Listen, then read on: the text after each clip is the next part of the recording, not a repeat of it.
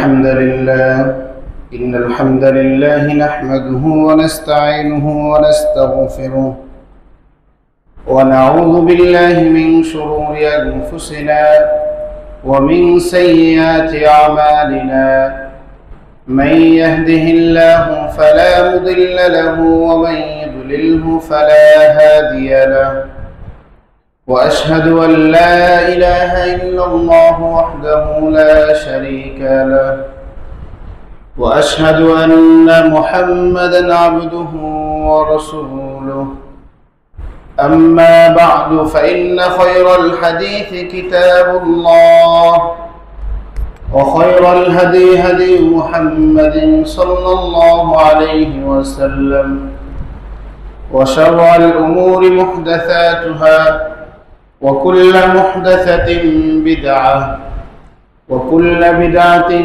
ضلالة وكل ضلالة في النار.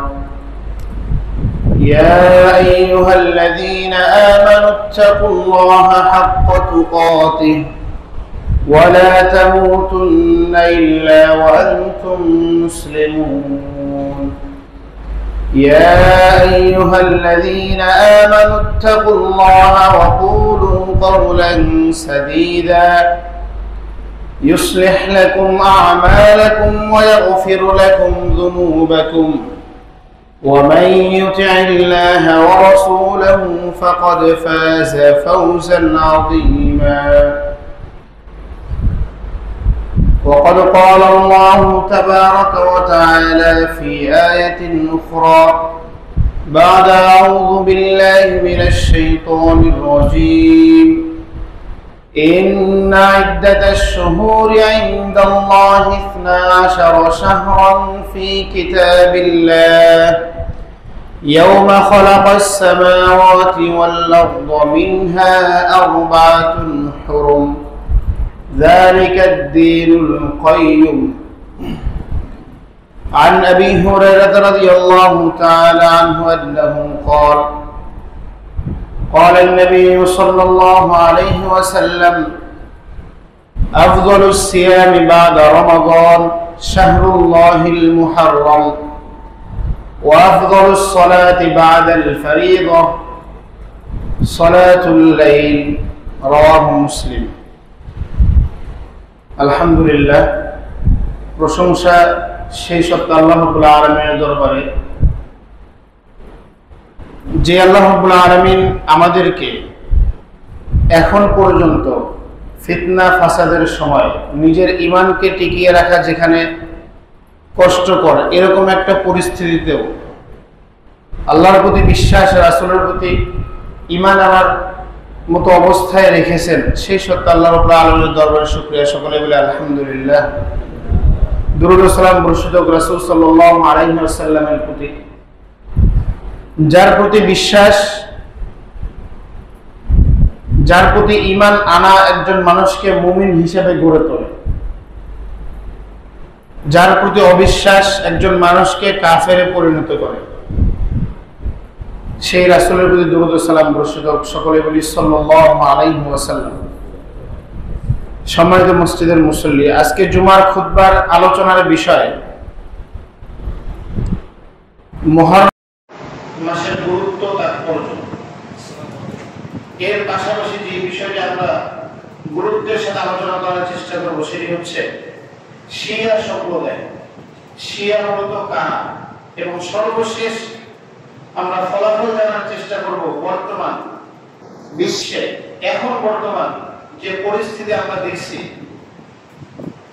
Iran এবং ইসরায়েলের যে যুদ্ধ, এখানে আমরা কাদের সমর্থন করব, কাদের পক্ষে থাকব, আলোচনার ফলাফল এখানে নিয়ে এসে দাঁড়ানোর চেষ্টা করবো ইনশাআল্লাহ। শুরুতেই আমরা যে মাসে এখন বর্তমান অবস্থান করছি সেটি হচ্ছে মুহররম মাস। আজকে মুহররম মাসের 1 তারিখ। গতকাল সূর্য অস্তের সাথে সাথে জিলহজ মাস বিদায় নিয়েছে।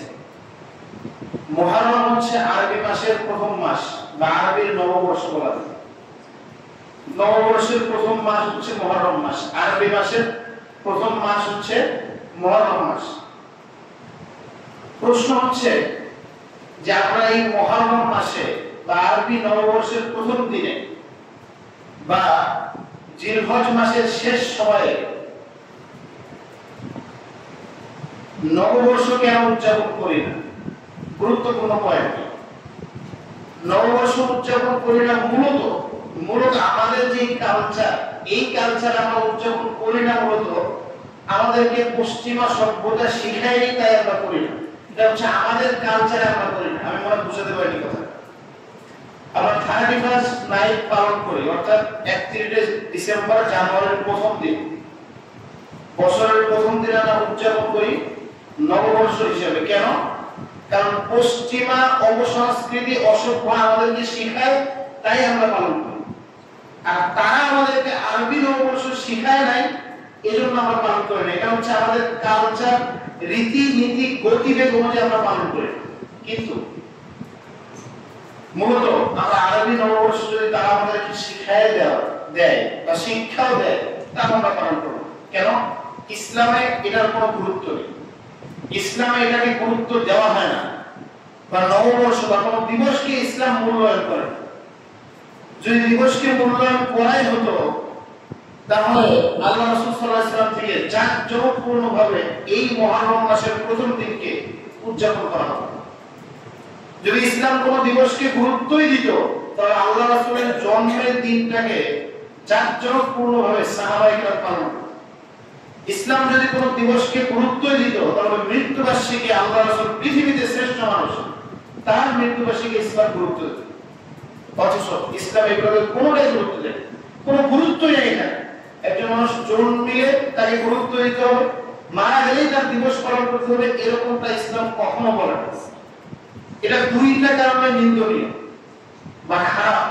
এক নম্বর হচ্ছে এটা হচ্ছে অপসংস্কৃতি, এটা আমাদের শিক্ষা না, অর্থাৎ ইসলামের শিক্ষা এটা না, এজন্য এটা খারাপ, নিন্দনীয়, ঘৃণিত, অপছন্দনীয়। আরেকটা হচ্ছে যদি কোনো মানুষ মনে করে যে জন্মদিবস, মৃত্যু দিবস বা আরো যত দিবস আছে এই দিবসগুলো পালন করা ভালো বা এতে সওয়াব রয়েছে, যেমন আল্লাহ রাসূলের জন্মদিবস অনেকেই পালন করে বাংলাদেশে, কারা পালন করে না আমরা আলোচনার ধারাবাহিকতা ইনশাআল্লাহ উল্লেখ করব। ভালো বা এটা সওয়াবের কাজ, তাহলে এটা হচ্ছে কবিরা গুনাহের অন্তর্ভুক্ত হবে বা বিদআতের অন্তর্ভুক্ত হবে। তাই ইসলাম যেহেতু নববর্ষকে প্রথম দিনকে কোনো গুরুত্ব দেয় না, আমরা মুসলিম হিসেবে এই দিবসটাকে, এই দিনটাকে, অর্থাৎ বছর শেষ হলে আর শুরু হলেই যে একটা গুরুত্ব দিতে হবে, উদযাপন করতে হবে, এরকম আমরা মূল্যায়ন করি। সম্মানিত উপস্থিতি, মুহররম মাস এটা হচ্ছে ইসলামের একটা গুরুত্বপূর্ণ মাস। আল্লাহ রাব্বুল আলামিন সূরা তাওবা 9 নম্বর সূরা 36 নম্বর আয়াতে বলেছেন, ইন্না ইদ্দাতাশ শুহুরি ইনদাল্লাহি ইন্না ইদ্দাতাশ শুহুরি ইনদাল্লাহি 12 শাহরান ফি কিতাবিল্লাহি ইয়াওমা খালাকাস সামাওয়াতি ওয়াল আরদ মিনহা আরবাআতুন হুরুম। ইন্না ইদ্দাতাশ শুহুর, নিশ্চয়ই, ইদ্দা মানে হচ্ছে গণনা, নিশ্চয় মাসের গণনা। আল্লাহ রাব্বুল আলামিন বলেছে ইতনা আশারা শাহর, 12 মাস। কয় মাস? 12 মাস। এটা হচ্ছে আল্লাহ তাআলার গণনা। এমন না পৃথিবীতে কেউ শিখিয়ে দিয়েছে আমাদেরকে, যে আমাদেরকে জানিয়েছে যে 12 মাসে এক বছর হয়, এজন্য আমরা 12 মাস গণনা করি না। এটা আল্লাহ রাব্বুল আলামিনের শিখানো, তার গণনা, তার নির্ধারণ করা বিধান। ইতনা আশারা শাহর ফি কিতাবিল্লাহ, এটা আল্লাহ তাআলার কিতাবে লিপিবদ্ধ আছে। ইয়াওমা খালাকাস সামাওয়াতি ওয়াল আরদ, যেদিন থেকে আল্লাহ রাব্বুল আলামিন আসমান ও জমিন সৃষ্টি করেছেন, সেদিন থেকে এটা আল্লাহ রাব্বুল আলামিনের কিতাবে লিপিবদ্ধ রয়েছে। মিনহা আরবাআতুন হুরুম, এই 12 মাসের মধ্যে 4টি মাস রয়েছে হচ্ছে হারাম মাস। হারাম এটা হচ্ছে আরবি শব্দ। এই হারামটাকে আমরা যেভাবে বুঝি সেটা হচ্ছে হালাল এর বিপরীতে হারাম। কোন কাজ যদি হালাল হয় তার বিপরীত বা অপোজিটে যেটা থাকে সেটা হচ্ছে হারাম, সেটা হচ্ছে হারাম। যেমন বিবাহ, এটা হচ্ছে হালাল। বিবাহ ছাড়া অন্যায়ভাবে অবাধে মেলামেশা করা, এটা হচ্ছে হালালের বিপরীত হারাম। এটাকে আমরা এইভাবে বুঝি হারামটাকে। কিন্তু এই হারামটা যদি কোনো সময় ও কোনো স্থানের সাথে যুক্ত হয়, তাহলে এটার অর্থ ভিন্ন হয়। সম্মানিত হয় অর্থ, আর হারাম অর্থ কি হয়? সম্মানিত। যেমন মক্কায় একটা নির্দিষ্ট জায়গা আছে, সেটাকে বলা হয় হারাম, সেটাকে বলা হয় হারাম। কেন? এই স্থানটা হচ্ছে সম্মানিত, এখানে যুদ্ধ বিগ্রহ, কোন পশু পাখি হত্যা করা, গাছের পাতা ছেঁড়া সব নিষেধ, সবকিছু নিষেধ, এজন্য এটাকে বলা হয় হারাম।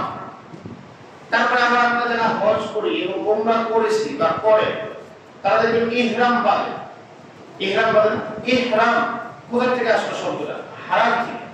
ইহরাম হারাম থেকে শব্দটা এসেছে। তার মানে হচ্ছে যে আপনার উপরে ইহরাম ছাড়া স্বাভাবিকভাবে যে বিষয়গুলো হালাল ছিল তার অনেক অধিকাংশ বিষয় হারাম হয়ে যায় ইহরাম বাঁধার কারণে। যেমন বিবাহ করা, এটা হালাল না হারাম? হালাল, কিন্তু ইহরাম বাঁধার কারণে কি হয়? হারাম। পশু শিকার করা, এটা হালাল না হারাম?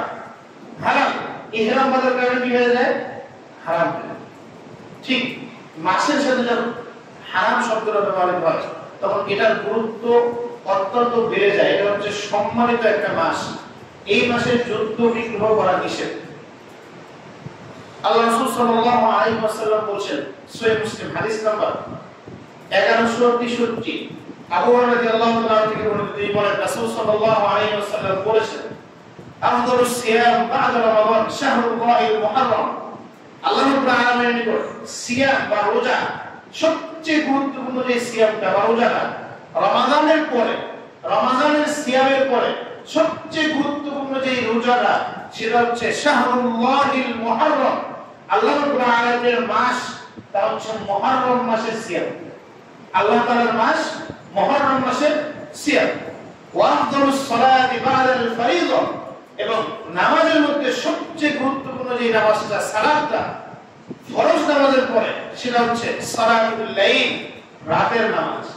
রাতের নামাজ সিয়ামের মধ্যে গুরুত্বপূর্ণ হচ্ছে রমাদানের পরে মুহররম মাসের সিয়াম, এবং সালাত বা নামাজের মধ্যে সবচেয়ে গুরুত্বপূর্ণ নামাজ হচ্ছে ফরজ নামাজের পরে রাতের সালাত বা সালাতুল লাইল, যেটাকে বলা হয়।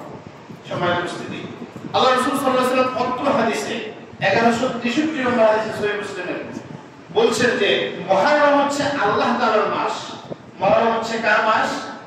আল্লাহ তাআলার মাস। মানে আল্লাহর সাথে সম্পৃক্ত করাবে এই মাসের গুরুত্ব আরো বেড়ে গিয়েছে। আল্লাহ রাসূল সাল্লাল্লাহু আলাইহি ওয়াসাল্লাম বলেছেন মুহররমের গুরুত্ব মূলত কোথায়? মুহররম মাসের গুরুত্বটা মূলত কোথায়? সেটা আল্লাহ রাসূল থেকে যেই গুরুত্বের কাজটা আমরা পাই বা জানতে পারি সেটা হচ্ছে সিয়ামের গুরুত্ব। মুহররমের সিয়ামের গুরুত্ব। মুহররম মাস আল্লাহ তাআলার মাস। অন্যান্য মাসে যেমন মানুষ অন্যায় করে যুদ্ধ বিগ্রহ করে, এই মাসে এটা নিষিদ্ধ। যুদ্ধ করা হারাম এই মাসে, যুদ্ধ করা যাবে না, যুদ্ধ বিরতি দিতে হবে এই মুহররম মাসে। এটা হচ্ছে সম্মানিত মাস আল্লাহ তাআলার নিকট। তাহলে এই সম্মানিত মাস মানে আপনি এর সম্মান রক্ষার্থে যে কোনো কিছু করে ফেলবেন, বিষয়টা এরকম না। আমি মনে হয় বুঝাতে পারি না আপনাদের। মুহররম সম্মানিত মাস, গুরুত্বপূর্ণ মাস, আল্লাহ তাআলার মাস। এর মানে এটা নয় যে মুহররম মাস আসা মানে আপনি যে কোনো কিছু করে ফেলবেন, হালুয়া রুটি দিয়ে এটাকে সম্মান জানাবেন, এরকমটা না। এরকমটা না। আল্লাহ রাব্বুল আলামিন কিভাবে এর সম্মান দিয়েছেন এবং রাসূল সাল্লাল্লাহু আলাইহি ওয়াসাল্লাম কিভাবে এর সম্মান শিখিয়ে দিয়েছেন, এভাবে আমাদের এর সম্মান রক্ষা করা উচিত। আল্লাহ রাসূল সাল্লাল্লাহু আলাইহি ওয়াসাল্লাম বলেছেন, সহিহ মুসলিম 1162 নম্বর হাদিস, 1163 এর আগের হাদিস, আল্লাহ রাসূল সাল্লাল্লাহু আলাইহি ওয়াসাল্লাম বলেছেন, সিয়াম ইয়াউমে আশুরা, আশুরার দিনের সিয়াম, অর্থাৎ মুহররম মাসের 10 তারিখের সিয়াম। আশুরা মূলত আশারুন থেকে এসেছে। আশারুন মানে হচ্ছে 10, আর আশুরা মানে হচ্ছে দশম। 10 আর দশম এক জিনিস। 10 বলা হয় মূলত 1 থেকে 10, 10টা নাম্বার, আর দশম মূলত 10তম দিনকে বোঝানো হয়। তো আশুরা মানে হচ্ছে মুহররম মাসের দশম দিন, 10 নম্বর দিন, 10 তারিখ। আল্লাহ রাসূল বলেছেন, সিয়াম ইয়াউমে আশুরা, আশুরার দিনের সিয়াম, মুহররমের 10 তারিখের সিয়াম। আহতাসিবু আলাল্লাহ, আমি আল্লাহর নিকট আশা রাখি, আই ইউকাফিরাস সানাতাল্লাতী ক্বাবলাহু আও আই ইউকাফিরাস সানাতাল মাদিয়াতা, আমি আল্লাহর নিকট আশা রাখি যে মুহররম মাসের 10 তারিখের সিয়াম আল্লাহ রাব্বুল আলামিনের নিকট এতটা গুরুত্ব যে আল্লাহ তাআলা এর একটা সিয়ামের কারণে একটা রোজার কারণে 1 বছর আগের পূর্বের অতীতের গুনাহকে ক্ষমা করে দেন। সুবহানাল্লাহ। এটা হচ্ছে মুহররম মাসের গুরুত্ব। আল্লাহ রাসূল সাল্লাল্লাহু আলাইহি ওয়াসাল্লাম মুহররম মাসকে এভাবেই গুরুত্ব দিয়েছেন। মূলত মুহররমের সিয়ামটা রমজানের রোজা ফরজ হওয়ার পূর্বেও ছিল এবং গুরুত্বের সাথে ছিল, ফরজের কাছাকাছি বা ফরজের পর্যায়ে ছিল এই মুহররমের সিয়ামটা। যখন দ্বিতীয় হিজরিতে রমজানের সিয়াম ফরজ করা হলো, তখন আল্লাহ রাসূল সাল্লাল্লাহু আলাইহি ওয়াসাল্লাম বলেছেন, যাদের ইচ্ছা হয় তারা মুহররমের সিয়াম রাখুক, যাদের ইচ্ছা না হয় তারা মুহররমের সিয়াম না রাখুক, তাদের কোনো সমস্যা নেই। 1 নম্বর পয়েন্ট। 2 নম্বর পয়েন্ট হচ্ছে মুহররমের সিয়াম সম্পৃক্ত, সেটি হচ্ছে আল্লাহ রাসূল সাল্লাল্লাহু আলাইহি ওয়াসাল্লাম মদিনায় যাওয়ার পূর্বে মক্কাতে মুহররমের সিয়াম রাখতেন, যেহেতু এটা অনেক আগে থেকে চলে আসছে এই সিয়ামটা। বেহুরবিরা আইয়ামে জাহেলিয়াতের লোকেরা মুহররমের সিয়ামকে রাখত। যখন আল্লাহ রাসূল সাল্লাল্লাহু আলাইহি ওয়াসাল্লাম মদিনায় গেলেন, তখন দেখলেন যে ইহুদিরা এই দিনটাকে গুরুত্বের সাথে সিয়াম রাখে, গুরুত্ব দিয়ে কি রাখে? সিয়াম রাখে। ইহুদিরা কিন্তু এই দিনে সিয়াম রাখে, কিন্তু অথচ ইহুদিদের থেকে শেখানো কালচারে মুসলমানরা এই দিনে হালুয়া রুটি খায়। বুঝতে পারেন মোটামুটি, মানে ইহুদিরা এই দিনে মুহররমের 10 তারিখে কি রাখে? সিয়াম রাখে, রোজা রাখে। কেন? কারণ আল্লাহ রাব্বুল আলামিন এই মুহররমের 10 তারিখে ফিরআউনের হাত থেকে মুসা আলাইহিস সালামকে মুক্তি দিয়েছিলেন। এই কারণে শুকরিয়া স্বরূপ তারা সিয়াম রাখে। অথচ আপনি মুসলিম হয়ে, আমরা মুসলিম হয়ে এই দিনে হালুয়া রুটির আয়োজন করি। দুঃখজনক হলেও সত্য, এটা আমাদেরই কালচার হয়ে পরিণত হয়েছে। তাহলে আল্লাহ রাসূল যখন মদিনায় গেলেন, দেখলেন ইহুদিরা এই দিনে সিয়াম রাখে। জিজ্ঞাসা করলেন কেন? তারা বললেন যে মুসা আলাইহিস সালামকে আল্লাহ রাব্বুল আলামিন ফিরআউনের হাত থেকে রক্ষা করেছিলেন, এজন্য আমরা এই দিনে সিয়াম রাখি। তখন আল্লাহ রাসূল সাল্লাল্লাহু আলাইহি ওয়াসাল্লাম বলেন, আলা আহাক্কু বিমুসা, আমি হচ্ছি মুসা আলাইহিস সালামের সবচেয়ে বেশি হকদার সিয়াম রাখার ক্ষেত্রে। তিনিও নবী ছিলেন, আমিও নবী, এজন্য আমি বেশি হকদার, যেন আমিও এই দিনে সিয়াম রাখবো। এবং যেহেতু ইহুদিরা সিয়াম রাখে 10 তারিখে, এজন্য আল্লাহ রাসূল সাল্লাল্লাহু আলাইহি ওয়াসাল্লাম বললেন যে আমি যদি আগামী বছর বেঁচে থাকি, তাহলে আমি ইহুদিদের বিপরীত করার জন্য 10 তারিখের সাথে আরেকটি সিয়াম মিলিয়ে রাখবো, 9-10 অথবা 10-11, 9-10 অথবা 10-11, যেন ইহুদিদের বিপরীত হয়। এজন্য আল্লাহ রাসূল সাল্লাল্লাহু আলাইহি ওয়াসাল্লাম খেয়াল করেন, গুরুত্বপূর্ণ পয়েন্ট, আল্লাহ রাসূল সিয়াম রাখতেন, রোজা রাখতেন মুহররমের 10 তারিখে। সওয়াবের কাজ, কিসের কাজ? সওয়াবের কাজ। সওয়াবের কাজটাকে আল্লাহ রাসূল ইহুদিদের বিপরীত করলেন। কাদের বিপরীত? বুঝতে পারেন না? মানে ইহুদিদের সাথে যেন মিলে না যায়, এজন্য এটার বিপরীত সাথে আল্লাহ রাসূল 9-10 অথবা 10-11 সিয়াম রাখার জন্য বলবেন। অথচ আপনি দেখেন, কোন সওয়াবের কাজ না। আপনার ছেলে, আপনার পরিবারে হেয়ার স্টাইল, চুলের কাটিং ইহুদিদের মতো না? কথা বলেন, ইহুদিদের মতো না? অথচ আজকে ইসরায়েল ইহুদি।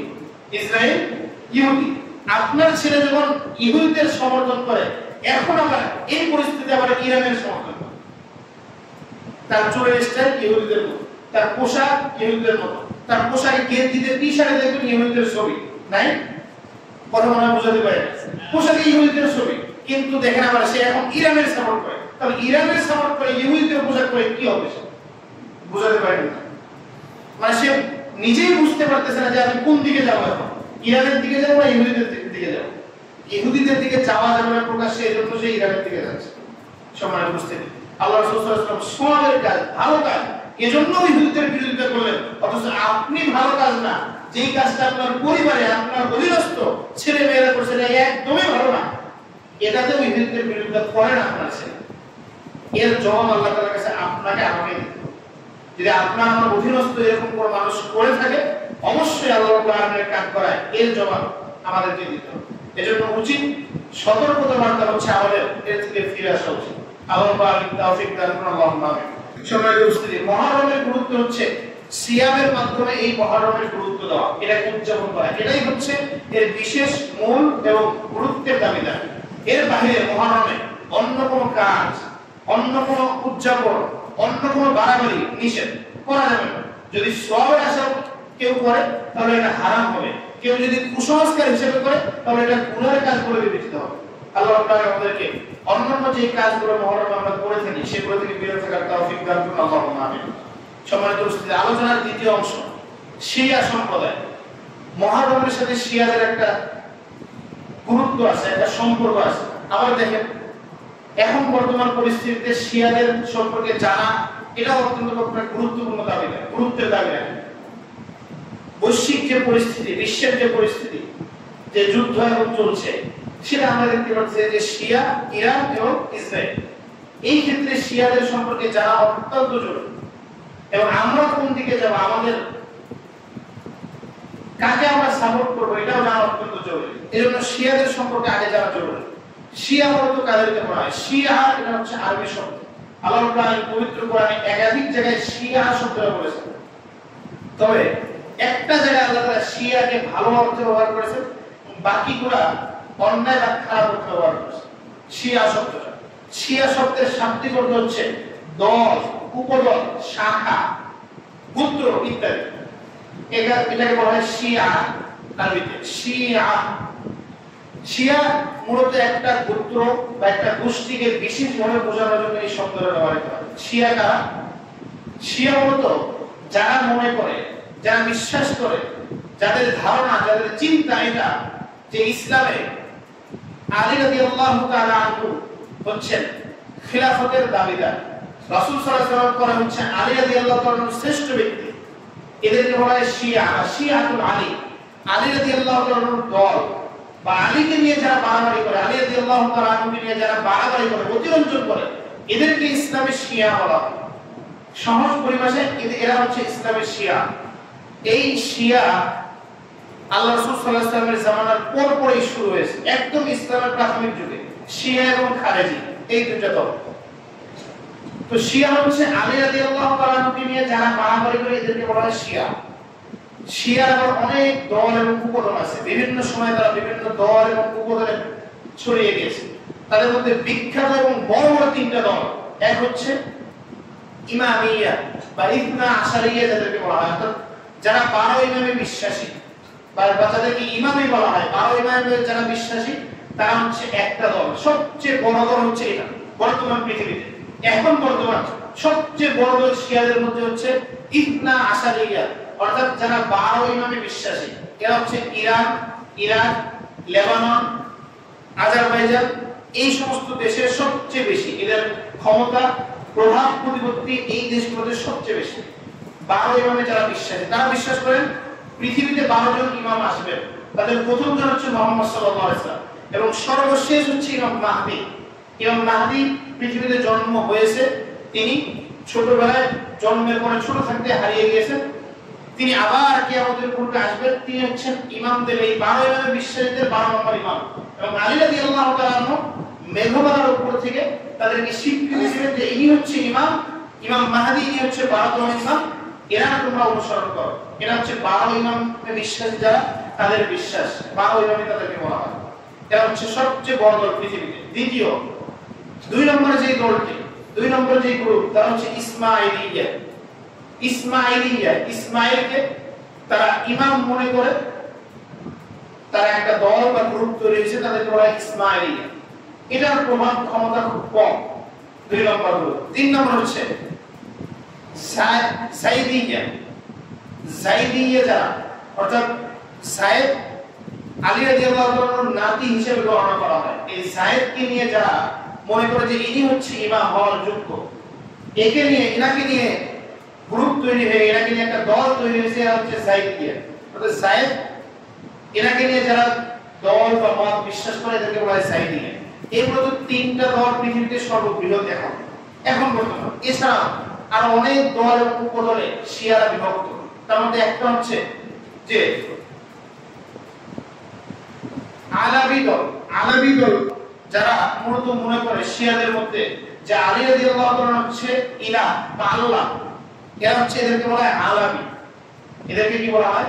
আলাবি। এরা হচ্ছে আলী রাদিয়াল্লাহু তাআলাকে আল্লাহ বা ইলাহ মনে করে। যাই হোক, সম্মানিত উপস্থিতি, এই শিয়াদের 3টা দলের তাদের আকীদা, কিছু বিভ্রান্ত আকীদা আমরা ইনশাআল্লাহ উল্লেখ করার চেষ্টা করব। প্রথম দল যেটি 12 ইমামে যারা বিশ্বাস করে, তাদের প্রথম আকীদা হচ্ছে, একদম প্রথম আকীদা যেটা, যে আকীদার উপর তারা প্রতিষ্ঠিত এখন পর্যন্ত, সেটি হচ্ছে তারা মনে করে যে পৃথিবীতে যত সাহাবায়ে কেরাম ছিল, সাহাবী যারা ছিল, তারা সকলে আল্লাহ রাসূলের মৃত্যুর পরে মুরতাদ হয়ে গেছে, ইসলাম থেকে বের হয়ে গেছে, নাউজুবিল্লাহ। তাদেরকে তারা অবিশ্বাস করে, বিশেষ করে আবু বকর রাদিয়াল্লাহু তাআলা আনহু, ওমর রাদিয়াল্লাহু তাআলা আনহু এবং আয়েশা রাদিয়াল্লাহু তাআলা আনহা, এদেরকে তারা গালিগালাজ করে এবং তারা মনে করে যে যদি কেউ নামাজের পরে এদের সম্পর্কে গালিগালাজ করে তাহলে এর নামাজটা আল্লাহ পাক কবুল করে এবং তাদের নাম শুনলে তারা বলে লানাতুল্লাহ। এবং আলী রাদিয়াল্লাহু তাআলার নাম যখন তাদের সামনে উচ্চারণ করা হয় তখন তারা বলে কাররামাল্লাহু ওয়াজহা, আল্লাহ রাব্বুল আলামিন আলী রাদিয়াল্লাহু তাআলাকে সম্মানিত করুন। এটা হচ্ছে তাদের প্রথম বিশ্বাস সাহাবীদের সম্পর্কে, সাহাবীদের প্রতি বিদ্বেষ, গালিগালাজ করা এবং সাহাবীদেরকে মনে করা যে তারা হচ্ছে ধোঁকাবাজ। কেন? কারণ আল্লাহ রাসূলের মৃত্যুর পরে খিলাফতের হকদার ছিল আলী রাদিয়াল্লাহু তাআলা। তারা সাহাবায়ে কেরাম এটা আলী রাদিয়াল্লাহু তাআলাকে না দিয়ে আবু বকর রাদিয়াল্লাহু তাআলাকে দিয়েছেন। এজন্য সাহাবা সকলেই হচ্ছে ধোঁকাবাজ।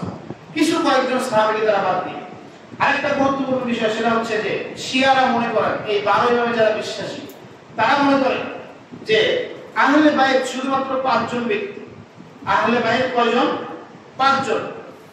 এক হচ্ছে আলী রাদিয়াল্লাহু তাআলা, 2 ফাতেমা রাদিয়াল্লাহু তাআলা আনহা, 3 হাসান, 4 হুসাইন এবং 5 নম্বর হচ্ছে আল্লাহ রাসূল সাল্লাল্লাহু আলাইহি ওয়াসাল্লাম। এই 5 জনই হচ্ছে আহলে বাইতের অন্তর্ভুক্ত। এজন্য দেখবেন যে বাংলাদেশে অনেক দোকানে, অনেক মানুষের ঘরে 5 পাঞ্জাতন একটা বিষয় থাকে, অর্থাৎ একটা হাত থাকে যেটাতে 5টা আঙ্গুল থাকে। দেখেছেন কি আপনারা? 5টা আঙ্গুলে লাল লাল লেখা দিয়ে কিছু লেখা আছে, এটা হচ্ছে 5 পাঞ্জাতন বলে। মানে 5 জনকে শুধু আহলে বাইত বিশ্বাস করে। এটা মুসলমানের ঘরে বাংলাদেশে আছে, আছে না? আছে না? এটাকে বলে 5 পাঞ্জাতন। মানে 5 জনকে তারা শুধু আহলে বাইতের অন্তর্ভুক্ত মনে করে, এর বাইরে কেউ আহলে বাইত না। অথচ আল্লাহ রাসূলের স্ত্রীগণ আহলে বাইতের অন্তর্ভুক্ত। আয়েশা রাদিয়াল্লাহু তাআলা না আহলে বাইতের অন্তর্ভুক্ত। এরা আর অনেকেই আছে যারা আহলে বাইতের অন্তর্ভুক্ত। আরেকটা বিষয় খেয়াল রাখবেন যে দেখবেন বাংলাদেশে নামের ক্ষেত্রে শিয়ার একটা প্রভাব আছে। শিয়াদের কি প্রভাব? সেটা হচ্ছে দেখবেন নামের শেষে কোন নাম হোক, নামের শেষে আমরা হুসাইন, হাসান এগুলো লাগানোর চেষ্টা করে না? সুন্দর একটা নাম আহমদ, সুন্দর নাম, নাম দিচ্ছে কি আহমদ হুসাইন, আহমদ হাসান, আহমদ আলী, বলে না? এটা হচ্ছে শিয়াদের প্রভাবে, বাংলাদেশে শিয়াদের প্রভাবে এই নামের প্রভাব হয়েছে। সমাজে বুঝতে কি প্রথম আকীদা তাদের সাহাবীদের প্রতি বিদ্বেষ, সাহাবীদেরকে গালি দেওয়া। অথচ আল্লাহ রাসূল সাল্লাল্লাহু আলাইহি ওয়াসাল্লাম বলেছেন, আল্লাহ রাব্বুল আলামিন বলেছেন সূরা তাওবা 9 নম্বর সূরা 100 নম্বর আয়াত, ওয়াস-সাবিকুনা আল-আউওয়ালুনা মিনাল মুহাজিরিনা ওয়াল আনসার ওয়াল্লাযীনা ইত্তাবাউহুম বিইহসান রাদিয়াল্লাহু আনহুম ওয়া রাদু আন। আল্লাহ তাআলা বলেছেন ওয়াস-সাবিকুনা আল-আউওয়ালুন মিনাল মুহাজিরিনা ওয়াল আনসার, আনসার এবং মুহাজিরদের মধ্যে যারা সাবেক, যারা অগ্রগামী হয়েছে, যারা আগেই ইসলামের প্রতি এসেছে, ওয়াল্লাযীনা ইত্তাবাউহুম বিইহসান, যারা এই সমস্ত সাহাবীদের সুন্দরভাবে অনুসরণ করে, রাদিয়াল্লাহু আনহুম, আল্লাহ রাব্বুল আলামিন তাদের প্রতি সন্তুষ্ট হয়ে যান। সুবহানাল্লাহ। বুঝতে পারলেন আয়াতটা? আল্লাহ তাআলা বলেছেন যে যারা মুহাজির এবং আনসারদের প্রতি, যারা ইসলাম গ্রহণের সর্বাগ্রে সবার আগে রয়েছে, এই সমস্ত সাহাবীদের প্রতি যারা সুন্দরভাবে অনুসরণ করে, ওয়াল্লাযীনা ইত্তাবাউহুম, অনুসরণ করে বিইহসান, সুন্দরভাবে, রাদিয়াল্লাহু আনহুম, আল্লাহ রাব্বুল আলামিন তাদের প্রতি সন্তুষ্ট। আল্লাহ রাসূল সাল্লাল্লাহু আলাইহি ওয়াসাল্লাম বলেন, লা তাসুব্বু আসহাবি, তোমরা আমার সাহাবীদেরকে গালি দিও না। ফাইন্না আহাদাকুম লাউ আনফাকা মিথলা উহুদিন যাহাবান, যদিও তোমাদের কেউ উহুদ পরিমাণ, উহুদ পাহাড় এই সমপরিমাণ স্বর্ণ আল্লাহর রাস্তায় দান করে, তারপরেও তোমরা মুদ্দাহিম, সাহাবীদের সামান্য পরিমাণ দানের সমতুল্য হতে পারবে না। অর্থাৎ যদি আপনি আমি এখন বর্তমানে আমরা উহুদ পরিমাণ স্বর্ণ আল্লাহর রাস্তায় ব্যয় করে দেই, তারপরও একজন সাহাবীর সামান্য দানের সমপরিমাণ হওয়ার যোগ্যতা আমাদের হবে না। এটা মনে রাখতে হবে। তাহলে সাহাবীদের যারা বিদ্বেষ পোষণ করে, তাহলে ইসলামে তারা কি মুরতাদ বা তারা কাফের। আহলুস সুন্নাহ ওয়াল জামাতের মধ্যে যারা সাহাবীদেরকে গালি দেয়, সাহাবীদের প্রতি বিদ্বেষ পোষণ করে, সাহাবীদেরকে অমান্য করে, তারা হচ্ছে কাফের বা মুরতাদ। এক নম্বর আকীদা তাদের। 2 নম্বর আকীদা হচ্ছে তারা বিশ্বাস করে যে আমরা এখন যে কোরআন তেলাওয়াত করি, এই কোরআনে তাহরিফ হয়েছে বা তাহরিফুল কোরআন, কোরআন বিকৃত হয়েছে। বিশেষ করে আয়াত আলী বা আলী রাদিয়াল্লাহু তাআলা সম্পর্কে যে মর্যাদাপূর্ণ আয়াতগুলো ছিল, এগুলো সাহাবায়ে কেরাম মুছিয়ে দিয়েছে। অর্থাৎ কোরআন বিকৃত। কোরআন কি বিকৃত, অথচ আল্লাহ রাব্বুল আলামিন বলেছেন সূরা হিজর 15 নম্বর সূরা 9 নম্বর আয়াত, ইন্না নাহনু নাযালনা যিকরা ওয়া ইন্না লাহু লাহাফিজুন, নিশ্চয়ই আমি এই কোরআন অবতীর্ণ করেছি আর এর সংরক্ষণ আমি নিজেই করব। তাহলে যারা বিশ্বাস করে যে কোরআন বিকৃত, বাংলাদেশেও একদল আছে যারা বিশ্বাস করে যে কোরআন 30 পারা না কোরআন 60 পারা, 30 পারা হচ্ছে জাহিরি আর 30 পারা বাতিনি। এই বাতিনি আকীদা কোথায় থেকে আসে সেটা আমরা আলোচনা করব ইনশাআল্লাহ শেষের দিকে। যারা বিশ্বাস করে যে কোরআন বিকৃত, যে কোরআনটা এখন বর্তমানে আছে এটা আল্লাহ রাব্বুল আলামিনের কালাম না, তাহলে আল্লাহ রাব্বুল আলামিনের প্রতি তারা মিথ্যা অপবাদ দিচ্ছে। আল্লাহ তাআলা বলেন যে আমি কোরআন নাযিল করেছি, আমি এর সংরক্ষণ করব। তাহলে আল্লাহ তাআলা এই কথাকে তারা চ্যালেঞ্জ করছে যে না, কোরআন আল্লাহ তাআলা সংরক্ষণ করেনি, আল্লাহ তাআলাকে মিথ্যা প্রতিপন্ন করছে। তাহলে যারা আল্লাহ তাআলাকে মিথ্যা প্রতিপন্ন করে তাহলে তারা কি? আল্লাহ তাআলা বলেন ফামান আযলামু মিম্মান কাযাবা আলাল্লাহ ওয়া কাযাবা বিস-সিদকি যা, পৃথিবীতে এর থেকে মিথ্যুক আর কেউ হতে পারে না যে আল্লাহ তাআলার উপর মিথ্যা অপবাদ দেয়। তারা আল্লাহ তাআলাকে যারা মিথ্যা অপবাদ দেয় তারা কিভাবে মুসলিম হতে পারে? বুঝতে পারেন আমার কথা?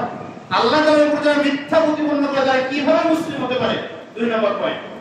3 নম্বর পয়েন্ট, তাদের 3 নম্বর আকীদা এবং বিশ্বাস, যে বিশ্বাসের উপর তারা এখন বর্তমানে আছে সেটা হচ্ছে ইনকার হাদিস বা হাদিস অস্বীকারের বিশ্বাস। হাদিস অস্বীকার করে তারা কেন? কারণ তারা বিশ্বাস করে যে সাহাবায়ে কেরাম আল্লাহ রাসূলের মৃত্যুর পরে অধিকাংশ সাহাবায়ে কেরাম মুরতাদ হয়ে গেছে, ইসলাম থেকে বের হয়ে গেছে। তাহলে সাহাবীদের থেকে বর্ণিত যদি হাদিসকে বিশ্বাস করে তাহলে তো সাহাবীদেরকে বিশ্বাস করা হবে। এজন্য তারা বিশ্বাস করে যে হাদিস এটা হচ্ছে মানা যাবে না, হাদিস সব হাদিস মানা যাবে না, সব হাদিসেই তারা অস্বীকার করে দেয়। শুধুমাত্র গুটি কয়েকটা হাদিস যেগুলো আহলে বায়াতদের থেকে বর্ণিত হয়েছে সেই হাদিসগুলোকে তারা বিশ্বাস করে। সম্মানিত উপস্থিতি, এটা হচ্ছে যে ইথনা আশারি যারা শিয়াদের সবচেয়ে বড় দল, যারা 12 ইমামের বিশ্বাসী যারা, এদের আকীদা আমি বলতেছি, এরা এই আকীদাতে বিশ্বাস করে। আরেকটা আকীদা তারা বিশ্বাস করে যে মুতা বিবাহ বা সাময়িক চুক্তির মাধ্যমে যে বিবাহ বন্ধন আবদ্ধ হয়, যেটা ইসলামের প্রাথমিক যুগে একদম শুরুর সময়ে জায়েজ ছিল, কিন্তু আল্লাহ রাসূল সাল্লাল্লাহু আলাইহি ওয়াসাল্লাম মক্কা বিজয়ের সময় এবং তার আগেও মুতার যুদ্ধের সময় এই বিবাহকে চিরদিনের জন্য হারাম করা হয়েছে ইসলাম। অর্থাৎ সাময়িক সময়ের জন্য বিবাহ, একটা নির্দিষ্ট চুক্তিতে নির্দিষ্ট সময়ের জন্য বিবাহ করা, অর্থাৎ ধরেন 1 মাসের জন্য বিবাহ করা বা 2 মাসের জন্য বিবাহ করা, এটা হচ্ছে মুতা বিবাহ ইসলামে বলা হয়। তো এই বিবাহটাকে তারা জায়েজ মনে করে বা এই বিবাহটাকে তারা হালাল মনে করে এখন পর্যন্ত, এটা হচ্ছে তাদের আকীদা। অথচ স্পষ্ট আল্লাহ রাসূল সাল্লাল্লাহু আলাইহি ওয়াসাল্লাম এই বিবাহকে চিরদিনের জন্য হারাম করে দিয়েছে। সম্মানিত উপস্থিতি, এভাবে এই 12 ইমামে বিশ্বাসী যারা, তাদের অনেক ভ্রান্ত আকীদা আছে যেগুলো এই সংক্ষিপ্ত সময় উল্লেখ করা সম্ভব না। তবে মনে রাখতে হবে তাদের সবচেয়ে ভালো আকীদা যেটা, সেটা হচ্ছে সাহাবীদেরকে গালি দেওয়া। সবচেয়ে ভালো আকীদা যেটা, সেটা হচ্ছে কি? সাহাবীদেরকে গালি দেওয়া। তাহলে যেই মানুষগুলো সাহাবীদেরকে গালি দেয়, সাহাবীদের প্রতি বিদ্বেষ পোষণ করে, তাদেরকে আপনি কিভাবে সমর্থন করবেন? এটা আপনার বিবেকের উপর আমি ছেড়ে দিলাম। তাদেরকে আপনি কিভাবে সমর্থন করতে পারেন? আমি অন্ততপক্ষে একজন মুসলিম অন্ততপক্ষে তাদেরকে সমর্থন করতে পারি, সমর্থন করতে পারে না তাদের যারা সাহাবীদেরকে গালি দেয়। যারা মনে করে তাদের আকীদা আরেকটি হচ্ছে যে তারা বিশ্বাস করে আল্লাহ রাসূল আল্লাহ রাব্বুল আলামিন আলী রাদিয়াল্লাহু তাআলার নিকট ওহী প্রেরণ করেছিলেন। ভুল ক্রমে জিবরাইল আলাইহিস সালাম আল্লাহ রাসূলের কাছে ওহী নিয়ে এসেছেন, নাউযুবিল্লাহ। এটা তারা বিশ্বাস করে, এটা তাদের আকীদা। এবং এই আকীদাগুলো পয়েন্ট আকারে এবং দলিল ভিত্তিক লিপিবদ্ধ আছে। সম্মানিত উপস্থিতি, এটা হচ্ছে যারা 12 ইমাম বিশ্বাস করে তাদের আকীদা, অর্থাৎ শিয়াদের আকীদা। 2 নম্বরে যে শিয়াদের দল, তাদের মৌলিক 2টা আকীদা, মূল 2টা আকীদা। একটা হচ্ছে উলুহিয়াতের আকীদা, ইসমাইলি যে শিয়া, তাদের মূল 2টা আকীদা। একটা হচ্ছে উলুহিয়াতের আকীদা। উলুহিয়াতের আকীদা কি? তারা বিশ্বাস করে যে আল্লাহ রাব্বুল আলামিন বান্দার মাঝে প্রবেশ করেন এবং বান্দাও আল্লাহ তাআলার মাঝে প্রবেশ করেন। নাউযুবিল্লাহ মিন। আপনারা সময় অসময়ে একটা ঘটনা শুনেছেন যে মনসুর হাল্লাজের কাহিনী, শুনেননি? মনসুর হাল্লাজের যে এক সময় বাদশা জানলেন যে মনসুর হাল্লাজ নাই, তিনি কোথায় গেছেন? আল্লাহ তাআলার কাছে চলে গেছেন। আবার আরেক সময় এসে দেখেন যে সমুদ্র হয়ে গেছে। কেন? আল্লাহ রাব্বুল আলামিন চলে এসেছেন। এই যে এই আকীদা, এটা হচ্ছে শিয়াদের ইসমাইলি যারা, যে সম্প্রদায়, তাদের আকীদা।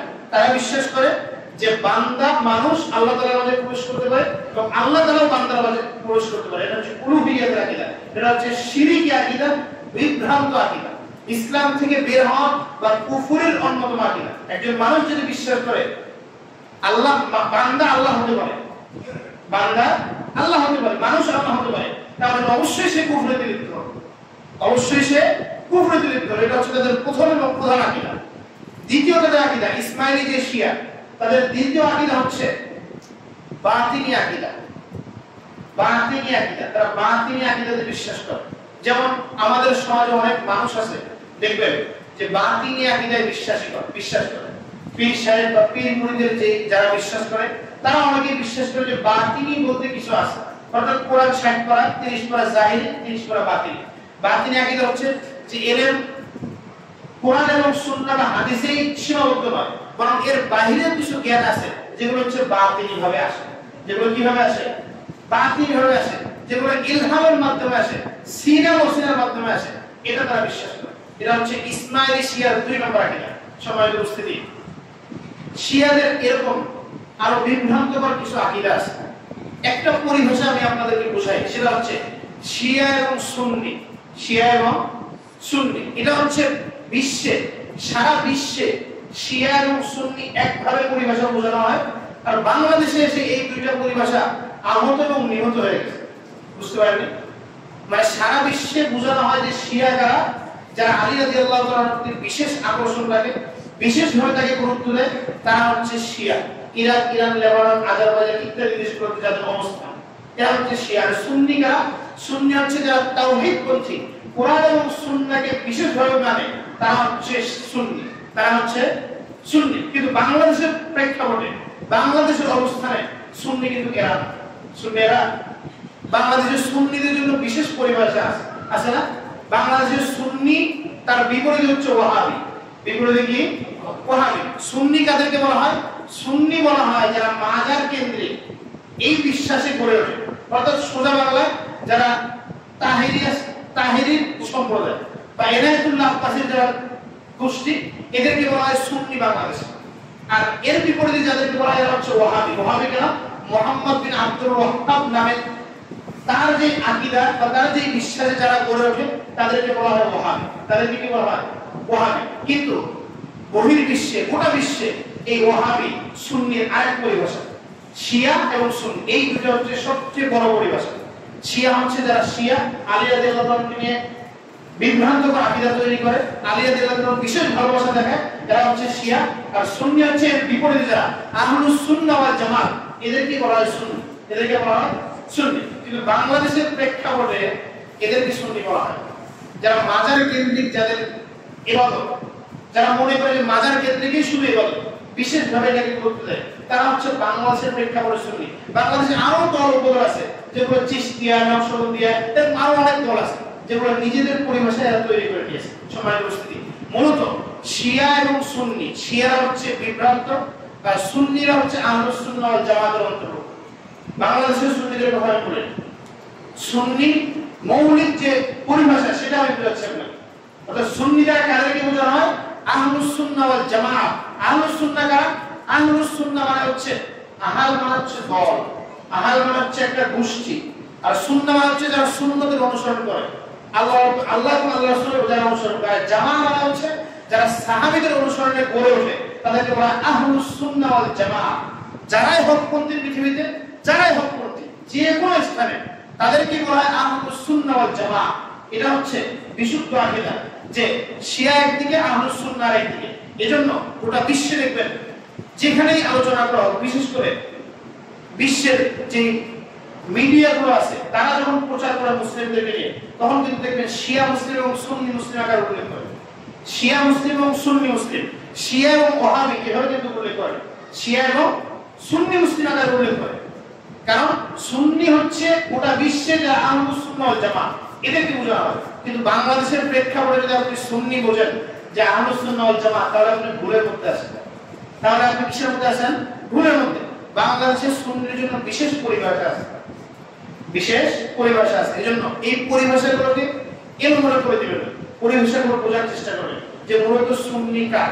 সমাজের উপস্থিতি, এজন্য শিয়া যদি এখন বর্তমান ইরান, ইরাক, আজারবাইজান এদের হয়, ইমামে বিশ্বাস করে এরা, 12 ইমামে, আলী রাদিয়াল্লাহু তাআলার প্রতি বিশেষ এরা গুরুত্ব দেয়, সাহাবীদেরকে বিদ্বেষ পোষণ করে, সাহাবীদেরকে গালি দেয়, যেটা ঈমান নষ্ট হওয়ার অন্যতম কারণ। আরেকটা কারণ বলি, ঈমান যে কারণে নষ্ট হয়, 3 নম্বর কারণ হচ্ছে মাল্লাম ইউকাফিরুল মুশরিকিন আও শাক্কা ফি কুফরিহিম আও সাহহাহা মাযহাবাহু। অর্থাৎ যদি কোনো মানুষ বিশ্বাস করে, যদি কোনো মানুষ এই আকীদা পোষণ করে যে যারা কাফের তাদেরকে কাফের মনে করে না, বুঝতে পারেননি? যারা কাফের কুফরি করেছে তাদেরকে কাফের মনে করে না, মনে করে যে তারাও ভালো, তারাও জান্নাত পেতে চায়, তারাও হকের উপর আছে, এরকম যদি কোনো মানুষ বিশ্বাস করে সে নিজেও কুফরিতে লিপ্ত আছে, সে নিজেও কুফরি করলো, সে নিজেও কাফের। এটা হচ্ছে ঈমান ভঙ্গের, ঈমান নষ্ট হওয়ার 3 নম্বর কারণ। কাফেরকে কাফের মনে করা এটা হচ্ছে ঈমানের লক্ষণ, কাফেরকে কাফের না মনে করা এটা হচ্ছে কুফরির লক্ষণ। বুঝতে পারেননি? মানে কাফেরকে কাফের মনে করতে হবে। তাহলে এবার আসেন ফলাফলে। বর্তমান বিশ্বে যে যুদ্ধ, সেটা ইরান এবং ইসরায়েলের মাঝে এবং ইরান এবং আমেরিকার মাঝে যে যুদ্ধ, এটার ফলাফল আমরা কোথায় দাঁড়াবো? আমরা কাকে সাপোর্ট করব বা সমর্থন জানাবো, কার সমর্থন করব?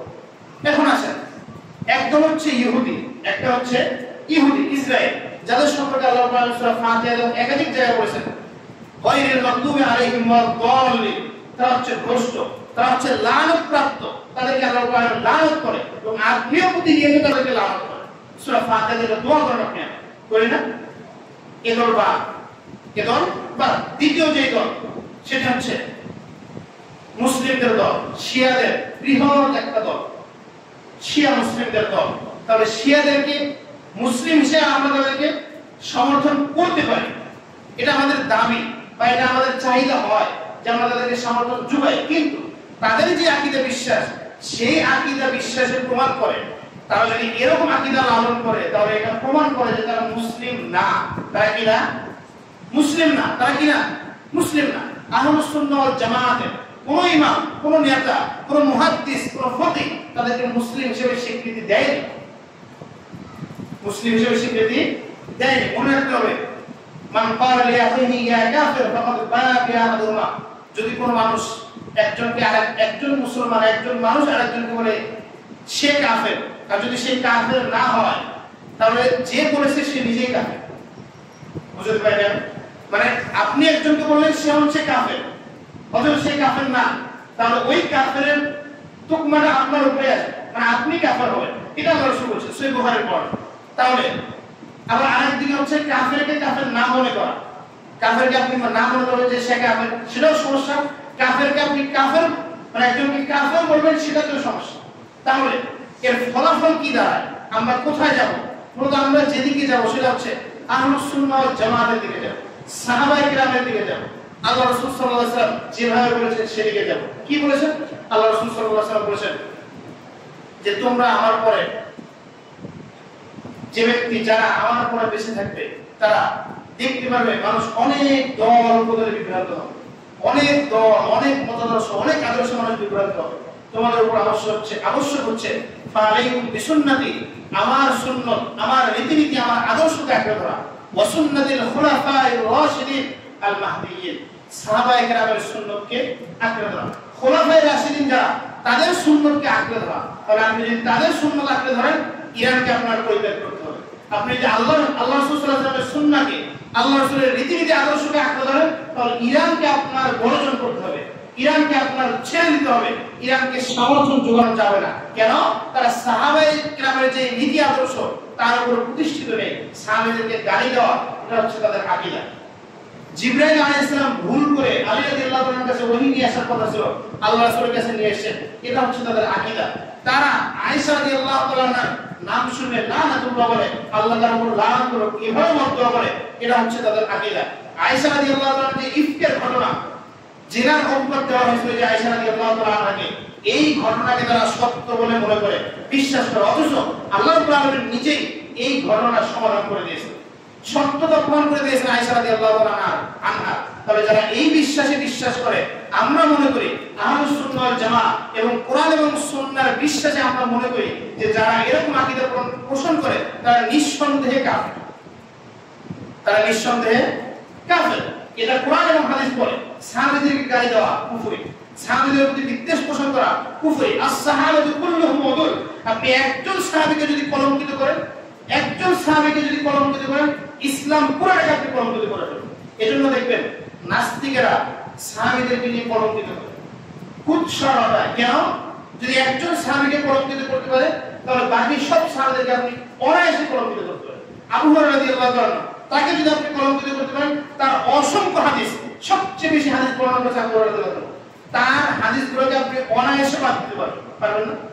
ওই সাহাবী ভেজাল, ওই সাহাবী ভালো না, আবু হুরায়রা রাদিয়াল্লাহু তাআলা ভালো না, আবু হুরায়রা রাদিয়াল্লাহু তাআলা মুরতাদ হয়ে গেছে, তাহলে তার হাদিস আপনি কিভাবে গ্রহণ করবেন? তাহলে ইসলামকে আপনি কলঙ্কিত করে ফেলতে পারবেন। এজন্য যারা ইসলামিক স্কলার, ফকি, মুফতি, সালাফি বিদ্বান, তারা বলেছেন যে as-সাহাবাতু কুল্লুহুম উদুল। সকল সাহাবী হচ্ছে ন্যায়পরায়ণ, নিষ্ঠাবান। সকল সাহাবী ন্যায়পরায়ণ, 100% নিষ্ঠাবান, তাদের মধ্যে কোনো ভেজাল নেই। কিন্তু সাহাবীরা মাসুম না, তারা নিরপরাধ না, যে তারা যে অন্যায় করে না বা গুনাহ কাজ করেনি এরকমটা না। এরকম বিশ্বাস আহলে সুন্নাহ ওয়াল জামাতের না। এটা শিয়াদের বিশ্বাস। তারা বিশ্বাস করে যে যারা 12 ইমাম হবে, 12 ইমাম আছেন, তারা হচ্ছে মাসুম, তারা কোনো অপরাধ করে না, তারা অপরাধটা ক্ষমাযোগ্য, এবং তারা নবী রাসূলের উপরে সম্মানের দাবিদার, সম্মান রাখে, সম্মানের উপস্থিতি। তাহলে এরকম বিশ্বাস যাদের হয়, সাহাবীদেরকে গালি দেওয়া, নবীদের উপরে ইমামদের প্রাধান্য দেওয়া, তাহলে তাদেরকে আপনি কিভাবে সমর্থন যোগাবেন? তাদেরকে আপনি কিভাবে সাপোর্ট করবেন? এটা কখনোই একজন মুসলিমের উচিত নয় যে সাহাবীদের প্রতি বিদ্বেষ পোষণ করা মানুষদেরকে সমর্থন যোগায়। যেভাবে ইহুদিদেরকে আমরা বর্জন করি, ঠিক তদ্রুপ যারা মুসলিমের নাম দিয়ে ভ্রান্ত আকীদা, বিভ্রান্তকর আকীদা পোষণ করে, তাদেরকেও বর্জন করা উচিত। আল্লাহ তাআলা আমাদেরকে বিষয়গুলো বোঝার তৌফিক দান করুন। আল্লাহুম্মা আমিন। বারাকাল্লাহু লানা ওয়া লাকুম ফিল কুরআনিল আযীম ওয়া নাফা'না ওয়া ইয়্যাকুম বিল আয়াতি ওয়াদ যিকরিল হাকীম। আকুলু কওলি হাযা আস্তাগফিরুল্লাহ লি ওয়া লাকুম ওয়া লিসাইরিল মুসলিমিন মিন কুল্লি যামবিন ওয়া আতুবু ইলাইহি ইন্নাহু হুয়াত তাওয়াবুর রাহিম।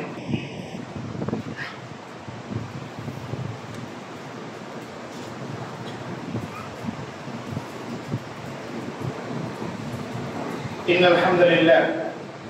الحمد لله نحمده ونستعينه ونستغفره ونعوذ بالله من شرور أنفسنا ومن سيئات أعمالنا. من يهده الله فلا مضل له ومن يضلله فلا هادي له. وأشهد أن لا إله إلا الله وحده لا شريك له وأشهد أن محمدا عبده ورسوله. أما بعد.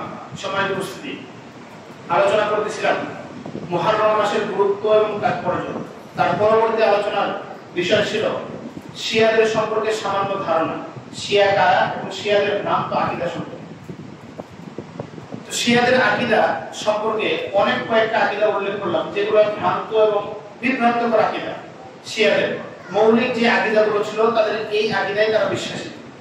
শিয়ারা হচ্ছে কুফরিতে লিপ্ত আহলুস সুন্নাহ ওয়াল জামাতের বিশ্বাসী। আহলুস সুন্নাহ ওয়াল জামাতের মতে এমন কোন আলেম আহলুস সুন্নাহ ওয়াল জামাতের নেই যে যিনি বলেছেন যে শিয়ারা হচ্ছে হক বা সত্য বা সঠিকতার উপর রয়েছে, তেমন কেউ নেই। এজন্য আমাদের উচিত হবে, আমি আপনাকে এটা বলছিলাম যে আপনি ইরান বিদ্বেষী হয়ে যান, এটা আমি আপনাকে বলছি না। আমি বলেছি যে আলোচনার শেষে আমরা একটা ফলাফলে দাঁড়াবো, যেই ফলাফলটা আপনাকে বোঝাতে সহযোগিতা করবে যে আপনি কাকে সমর্থন করবেন, ইরানের পক্ষ নেবেন নাকি ইসরায়েলের পক্ষ নেবেন। অবশ্যই আমরা ইহুদিদের বিপক্ষে, ইহুদিদের বিপক্ষে নিঃসন্দেহে, যা আমরা আলোচনা এবং আমাদের কথাবার্তা আমরা প্রমাণ করেছি, এবং আমরা এটাও প্রমাণ করি এবং সালাতে আমরা তাদের জন্য বদদোয়া করেছি, কুনুতের নাজিলা পর্যন্ত আমরা পড়েছি। আলহামদুলিল্লাহ। আমরা ইহুদিদের বিদ্বেষ পোষণ করি, ইহুদিদের বিদ্বেষ পোষণ না করলে আপনি মুসলিম হতে পারবেন না। ইহুদিদেরকে অবশ্যই বিদ্বেষ পোষণ করতে হবে। এরপরে যারা এর বিপক্ষে যারা, তারা হচ্ছে ইরান। তো ইরানকে আপনি সমর্থন করবেন কিনা এটা হচ্ছে আপনার ব্যক্তিগত মতামত। তবে গুরুত্বপূর্ণ পয়েন্ট হচ্ছে কোন কাফেরকে কোন মুসলিম সমর্থন করতে পারে না, এটা জানা উচিত। এবং তারা কি কাফের না মুসলিম, এই বিষয়ে আপনার আরো জানাশোনা উচিত। তাদের আকীদা, তাদের মানহাজ, তাদের কি নীতিমালা, তাদের কি আদর্শ, কোরআন এবং হাদিস সম্পর্কে তারা কি নীতি প্রণয়ন করে, এটা আপনার জানা উচিত। এই বিষয়ে আপনার জেনে তাদেরকে সমর্থন করা উচিত, আমি বলে মনে করি। আর না হলে আপনি মুসলিম হয়ে একজন কাফেরকে সমর্থন করবেন। মূলত ইরান যেভাবে এখন যুদ্ধ করছে, এটা কিন্তু মুসলিমদের জন্য করছে, এটা বলা খুব মুশকিল। যে মুসলিমদের বিপদে তারা দাঁড়িয়েছে এটা বলা কিন্তু খুব মুশকিল। এখানে তাদের স্বার্থ রয়েছে, এখানে তাদের স্বার্থ রয়েছে যে তারা যদি তাদের নিজেদের প্রভাব প্রতিপত্তি বিস্তার করতে পারে পুরো পৃথিবী জুড়ে, সবচেয়ে শক্তিধর দেশ যেটা আমরা জানি বলে সেটা হচ্ছে আমেরিকা, তাদেরকে যদি তারা পরাজিত করতে পারে তাহলে তারা হবে সবচেয়ে বিশ্বের ক্ষমতাধর দেশ। কারণ তারা যদি ক্ষমতাধর দেশ হয় তাহলে এখানে মুসলিমদের কি স্বার্থ? কত জায়গায় মুসলিমদেরকে হত্যা করা হয়েছে, তারা পাশে দাঁড়ায়নি, আমরা দেখেছি। আফগানিস্তানে যখন হয়েছে তখনও দাঁড়ায়নি, ফিলিস্তিনে যখন হয়েছে তখনও দাঁড়ায়নি, এগুলো আমরা দেখেছি। কিন্তু এখন যে জন্য যুদ্ধ করছে এটা অবশ্যই তাদের স্বার্থ রয়েছে বলে আমরা মনে করি। এবং আপনি যদি সমর্থন করেন সেটা আপনার ব্যক্তিগত মতামত, ব্যক্তিগত বিশ্বাস, ব্যক্তিগত আকীদা। আপনার আকীদাকে জোর করে কনভার্ট করা বা পরিবর্তন করা এটা ইসলামে কারোর জন্য উচিত নয়। আল্লাহ রাব্বুল আলামিন বলেন ফাযাক্কির ইন্নামা আনতা মুযাক্কির ফাযাক্কির ইন্না ফাতিয যিকরা। হে নবী, আপনি স্মরণ করিয়ে দেন, উপদেশ দেন মানুষকে, নিশ্চয়ই এই উপদেশ মুমিনদের কাজে আসবে। হে নবী, আপনি স্মরণ করিয়ে দেন, নিশ্চয়ই আপনি স্মরণকারী মাত্র। লাস্তা আলাইহিম বিমুসাইতির। হে নবী, আপনি মানুষকে স্মরণ করিয়ে দেন, আপনি মানুষের উপর সেনাবাহিনী না যে পিটিয়ে তাদেরকে বুঝাতে হবে, এই দায়িত্ব আপনাকে দেওয়া হয় না। লাস্তা আলাইহিম বিমুসাইতির, এটা আপনার উপর চাপ প্রয়োগ না যে আপনাকে আপনার আগে আরেকজনকে জোর করে ভাবে বোঝাতে হবে, না, শুধুমাত্র স্মরণ করিয়ে দেওয়া। এজন্য আমাদের উচিত হবে সর্বোপরি যাকে আপনি সাপোর্ট করেন, সমর্থন করেন, সমর্থন দেন যাকে, তার সম্পর্কে জেনে শুনে নেওয়া, জানা তাকে সমর্থন করার কারণে, তাকে সাহায্য সহযোগিতা করার কারণে আপনি কি ঈমান থেকে বের হচ্ছেন কিনা এটা জানা উচিত। তাকে সমর্থন করার কারণে আপনি কি কুফরিতে লিপ্ত হচ্ছেন কিনা এটা জানা উচিত। সর্বশেষ যে হাদিসটা বলবো সেটা বলে আলোচনা শেষ করবো ইনশাআল্লাহ। আল্লাহ রাব্বুল আলামিন যখন কিয়ামতের ফয়সালা করে দিবেন, কিয়ামত কায়েম করবেন, তখন জান্নাতবাসীদেরকে আল্লাহ রাব্বুল আলামিন জান্নাতে, জাহান্নামীদেরকে জাহান্নামে পাঠাবেন। জান্নাতীরা জান্নাতে যাওয়ার পরে, জাহান্নামীরা জাহান্নামে যাওয়ার পরে আল্লাহ রাব্বুল আলামিন বলবেন, আল্লাহ রাসূল সাল্লাল্লাহু আলাইহি ওয়াসাল্লাম বলেন, আল্লাহ রাব্বুল আলামিন বলবেন, সহিহ বুখারীতে এই হাদিসটা 7 জায়গায় নিয়ে এসেছেন। এই বুখারীর মধ্যে সহিহ বুখারীর 21 নম্বর হাদিসে এই অংশটা আছে। আল্লাহ রাব্বুল আলামিন বলবেন যে ফাখরুজু মান কানা ফি কলবিহি মিসকালা দাররাতিন আও খারদালিন মিন ঈমান, অর্থাৎ যাদের অন্তরে সামান্য পরিমাণ ঈমানের ছিটাফোঁটা আছে, সামান্য থেকে সামান্য পরিমাণ, অল্প থেকে অল্প, বিন্দু থেকে বিন্দু পরিমাণ ঈমান রয়েছে, তাদেরকে জাহান্নাম থেকে বের করে জান্নাতে দাও। সুবহানাল্লাহ, জাহান্নাম থেকে বের করে জান্নাতে দাও। অর্থাৎ কোন মানুষ যদি অপরাধের কারণে আল্লাহর কাছে ধরা পড়ে যায়, অপরাধ করেছে, পৃথিবীতে তাওবা করে যেতে পারেনি, কিন্তু সে মুমিন, সে ঈমানদার, তাওবা করে পৃথিবী থেকে যেতে পারেনি, আল্লাহর কাছে যদি ধরা পড়ে যায়, আল্লাহ যদি মাফ না করে তাকে জাহান্নামে দেন, তাহলে আল্লাহ রাব্বুল আলামিন বলবেন যদি তার ঈমান থাকে, ফাখরুজু মান কানা ফি কলবিহি মিসকালা দাররাতিন আও খারদালিন মিন ঈমান, যার অন্তরে সামান্য পরিমাণ, একদম সামান্য, খুবই অল্প, যেটা হয়তো চোখেও দেখা যায় না, এরকম সামান্য, এরকম ঈমান যার অন্তরে রয়েছে তাকে জাহান্নাম থেকে বের করে জান্নাতে দাও। তার মানে আপনার আমার যদি ঈমান থাকে সামান্য পরিমাণ হলেও, তাহলে জান্নাতে যাওয়ার আশা ইনশাআল্লাহ আছে। আল্লাহ রাব্বুল আলামিন চাহে তো আপনি আমি জান্নাতে যাব, এই আশা আমাদের আছে। কোরআন সুন্নাহ এটাই বলে যদি সামান্য পরিমাণে ঈমান থাকে, ঈমানের ছিটাফোঁটা যদি থাকে, কিন্তু যদি আরেকজনকে সমর্থন করার কারণে আপনার ঈমানই চলে যায়, আরেকজনকে সাহায্য সহযোগিতা করার কারণে আপনার ঈমানই না থাকে, তাহলে জান্নাতে যাওয়ার আশাটাও শেষ হয়ে যাবে, বাঁচার আশাটাও শেষ হয়ে যাবে। এজন্য উচিত হবে সর্বোপরি যাকে আপনি সাহায্য করেন, যাকে আপনি সহযোগিতা করেন, যাকে আপনি সমর্থন যোগান, অবশ্যই তার সম্পর্কে জেনে নেওয়া উচিত, জ্ঞান অর্জন করা উচিত যে তারা কেমন, আমি কেমন, আমি মুসলিম, তারা কি, তাদেরকে আমি সমর্থন যোগাচ্ছি, এটা অবশ্যই আপনার জানা উচিত। আল্লাহ রাব্বুল আলামিন আমাদেরকে বিষয়গুলো আরো বিস্তরভাবে জানার এবং বোঝার তৌফিক দান করুন, আল্লাহুম্মা আমিন। কারণ একক কথার উপর আমরা সিদ্ধান্ত যেন না নেই, আল্লাহ রাব্বুল আলামিন সেই তৌফিক দান করুন। আল্লাহ রাব্বুল আলামিন আমাদেরকে বিবেক, বুদ্ধি এবং বিচার করার জ্ঞান দিয়েছে, অবশ্যই আমরা বিচার করে সিদ্ধান্ত নিব নিজের জন্য, নিজের পরিবারের জন্য। আল্লাহ তৌফিক দান করুন, আল্লাহুম্মা আমিন। আমরা দোয়া করি যে সমস্ত ভাইরা অসুস্থ আছেন, আল্লাহ সকলকে সুস্থতা দান করুন। লা বা'সা তাহুরুন ইনশাআল্লাহ। আযহিবিল বা'সা রাব্বান নাস ওয়াশফি আনকা শাফি লা শিফা ইল্লা শিফা, শিফাআন কামিলান আজিলান লা ইয়াগুদিরু সাকামা। এবং যারা দোয়া চেয়েছেন তাদের জন্য দোয়া করি, যারা বিপদে আছেন আল্লাহ পাক তাদেরকে বিপদ থেকে উদ্ধার করুন, আল্লাহুম্মা আমিন। এবং যারা দোয়া চাইতে পারেননি আল্লাহ পাক তাদেরও বিপদ আপদ বালা মুসিবত এবং অসুস্থতা দূর করে সুস্থতা দান করুন, আল্লাহুম্মা আমিন। ربنا ظلمنا انفسنا وان لم تغفر لنا وترحمنا لنكونن من الخاسرين. ان الله وملائكته يصلون على النبي يا ايها الذين امنوا صلوا عليه وسلموا تسليما. اللهم صل على محمد وعلى ال محمد كما صليت على ابراهيم وعلى ال ابراهيم انك حميد مجيد. اللهم بارك على محمد وعلى ال محمد كما باركت على ابراهيم وعلى ال ابراهيم انك حميد مجيد. সম্মানিত উপস্থিতি, আমরা খুতবা শুরু করি মূলত 12টা 15 কিন্তু আসলে গত সপ্তাহে আমরা বলেছি যে আসলে আমরা সকলে ঠিকমতো না আসার কারণে একটু দেরিতে শুরু করতে হবে। এজন্য যেহেতু আপনি আসবেনই আগে থেকে প্রস্তুত হয়ে থাকেন, যেন 12টা 15 ভিতরে ইনশাআল্লাহ মসজিদে আপনি প্রবেশ করতে পারেন। যদি আরো আগে আসতে পারেন অবশ্যই আরো আগে, যত আগে আসতে পারেন তত আপনার জন্য কল্যাণ এবং বারাকা। এজন্য খুতবাকে গুরুত্ব দিয়ে, আলোচনাকে গুরুত্ব দিয়ে আপনি 12টা 15 আগে ইনশাআল্লাহ আসার চেষ্টা করবেন, এটা আমরা আশা রাখি। এবং আপনার থেকে এরকমটা আশা করি না যে আপনি শেষ দিকে এসে শুধুমাত্র নামাজ পড়বেন, এটা আমরা আশা করি না ইনশাআল্লাহ। হয়তো আপনার কোনো ব্যস্ততার কারণে আসতে পারেনি, সামনে থেকে ইনশাআল্লাহ জুমার দিনকে সব ব্যস্ততা থেকে ফিরিয়ে রাখবেন, জুমার খুতবা শোনার জন্য আগে থেকে প্রস্তুত হয়ে রাখবেন। আল্লাহ রাব্বুল আলামিন আমাদেরকে তৌফিক দান করুন, আল্লাহুম্মা আমিন। ইন্নাল্লাহা ইয়া'মুরু বিল 'আদলি ওয়াল ইহসান ওয়া ইতা'i যিল কুরবা ওয়া ইয়ানহা 'আনিল ফাহশা'i ওয়াল মুনকারি ওয়াল বাগই ইয়া'iযুকুম লা'আল্লাকুম তাযাক্কারুন ফাযকুরুনি আযকুরকুম ওয়াশকুরুনি ওয়া লা তাকফুরুন।